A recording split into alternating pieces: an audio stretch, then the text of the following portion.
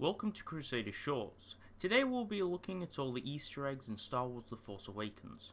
There's many Easter eggs and small references in the film, but I didn't even realise after watching it the first time, and some I hadn't even seen until I researched more about them. The first reference we will discuss is near the beginning of the film. Before Finn saves Poe Dameron from his captivity, he can be heard saying, "This is a rescue." This is a reference to the original Star Wars film, A New Hope. This is because when Luke Skywalker rescues Princess Leia, his sister, he takes off his helmet like Finn does and says, "I'm Luke Skywalker, I'm here to rescue you." A similar reference to the film is when Han says, "I've got a bad feeling about this." Another Easter egg is the inclusion of the sound effect many recognise as the Wilhelm Scream. The scream has been included in every Star Wars film as well as countless other films. It is the most famous and recognised death sound in modern and classical film. During Finn and Poe's escape, a stormtrooper is hit by a laser and the Wilhelm Scream plays. Boba Fett is known to have a decal of a skull of a bantha on his shoulder pad. In The Force Awakens on the planet Takodana, there is a flag featuring the logo Boba Fett has on his armour when the main characters arrive at Maz Kanata's castle. Although he was clear to see to many fans, not everyone may have realised that the fish-looking Mon Calamari rebel general featured in the film was none other than Admiral Ackbar himself, made famous for saying "it's a trap" in the original trilogy. Although perhaps looking older due to the difference in the years since the last film, Ackbar is alive and well in the rebellion. Another nod to the original films that is featured in The Force Awakens is the opening of the film. By now, most people are aware of the similarities of the narratives to A New Hope. However, this most likely won't continue in the follow-up films. But the introduction of A New Hope saw a large Star Destroyer crawling into the shot, blasting a rebel frigate. This is the case in The Force Awakens. However, rather than a Star Destroyer, we see a large ship from the First Order flying above a planet. Another ode to the original film is Finn's First Order unit number is FN2187. The number 2187 is the number of Leia's cell on the Death Star in A New Hope. This is also fitting due to the fact that Finn is the saviour of a prisoner of the First Order, Poe Dameron. The next Easter egg many people may be aware of is the Starkiller base's name having an origin.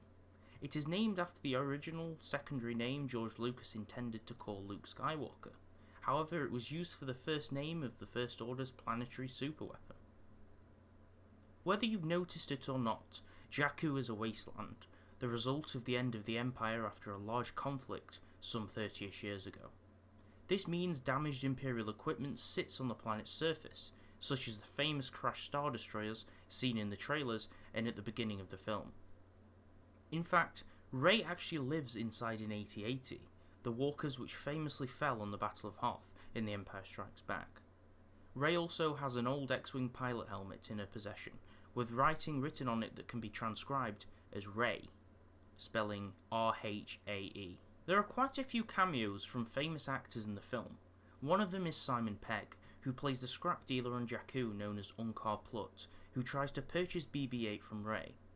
He is also introduced as the one who now owns the Millennium Falcon on Jakku. There are also quite a few hidden secrets that are linked to A New Hope or the Millennium Falcon. For an example, there is a classic reference to the Kessel Run.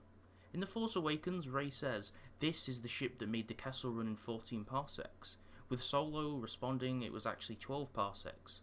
This is a nice reference to the original trilogy. A few other small details within the Falcon in The Force Awakens are memorable to fans. For an example, Finn finds the training balls that Luke trained with in A New Hope and discards them. The old holographic chessboard is also found in the ship, which is from the original films. In the original film A New Hope, the heroes hid below the floor compartments within the Millennium Falcon when boarded by enemies. This is the case once more in The Force Awakens, when Han Solo is met by familiar guests.